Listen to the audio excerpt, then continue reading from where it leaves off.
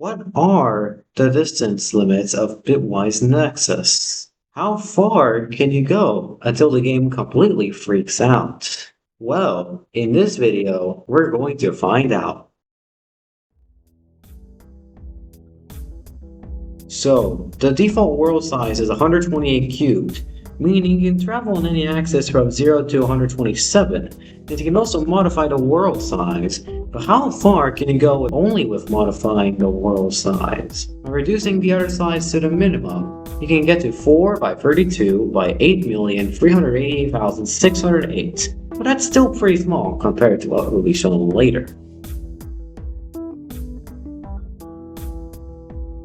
By pressing F10 in-game, assuming you're on the latest version, 1.9.4, you get a special menu. We use this a lot. We really just need the first three things, your coordinates. Before that, however, for the bottom option, enable border, replace false to true, and you'll get something that can help us visualize how blocks work beyond the world. Don't click, however, this area is volatile.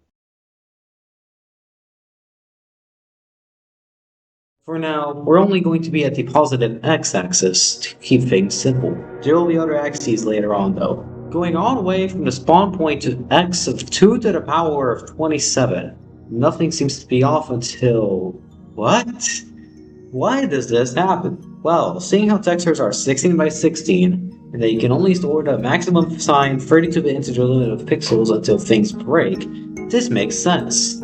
2,147,483,647 divided by 16 is approximately 134,217,728. At this point, the textures grab the last available pixel, repeating it forever. Next, at x of 2 to the power 31, this is where a lot of games break, including Minecraft, as we all know.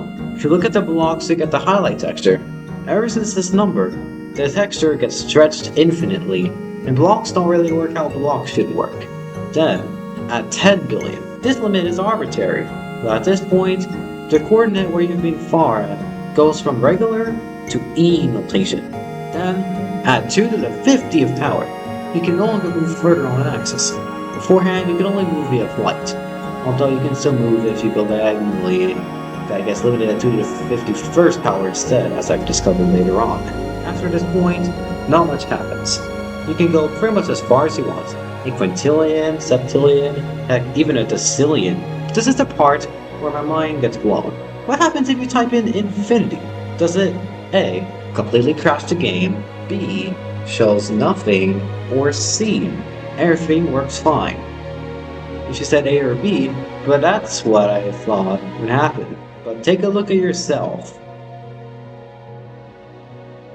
It's almost like nothing has happened. This blew my mind because while I knew that some 3D game engines, especially voxel-based ones, still somewhat work at any finite number, they never worked at infinity. It may be due to them using matrices and stuff instead of what this game uses, but I don't know.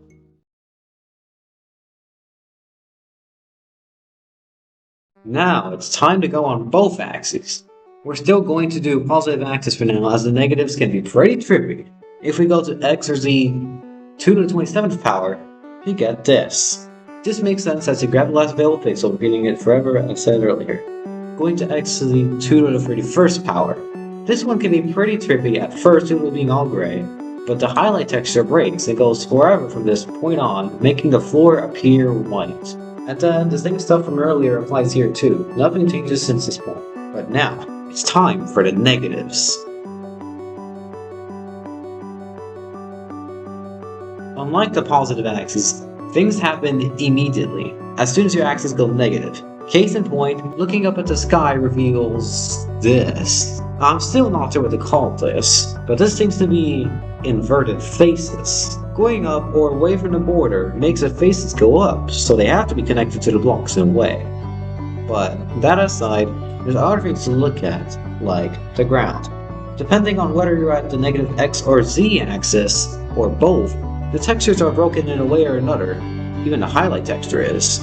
At the negative z side, it looks like the ground texture instead of bedrock. It is made of slate? In numeric IDs, slate is before bedrock, which gives me an idea. A Okay, so while I won't include a video, this is a screenshot of what happens when I make the border grass, but only grass. At x of negative 2 to the 27th power, the same thing happens like on the positive side, but due to how the texture looks like, the stretched lines look different.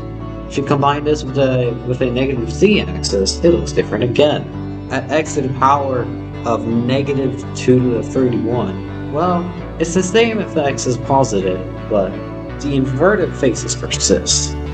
When will they stop? Going to x negative 2 to the 52nd power reveals the answer, as you can only see the inverted faces when you're halfway through a block. And by 2 to the 52nd power, persistence is so bad every number has to get rounded to a whole. Nothing happens still, even at negative infinity.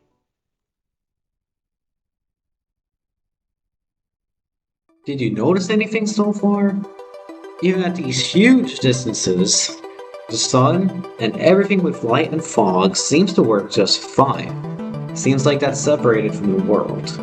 But that aside, there's only one last thing I really want to show you, and that is nan coordinates, or non-numbered. Typing nan into the x-axis bar and pressing OK, this happens. It's like a 2D world got stretched to 3D, having infinitely long textures. Just like the infinity case, nan also commonly shows nothing or crashes the game in other engines. But I think I have an idea of why this is here. If you look at the looking at statistic, the x-axis shows as 0, as that's what nan is interpreted as when converted to an integer. The z-axis yields the same result. Doing nan on both x and z-axis are a bit weird. And finally, y-axis at nan. Since y zeroes in the sky, nothing gets displayed. Well, we have reached the end of the road through the distance limits of bitwise Nexus 1.9.4. As always, thank you guys for watching. Make sure to like, subscribe, comment, and share this video. The download for this game can be found in the description.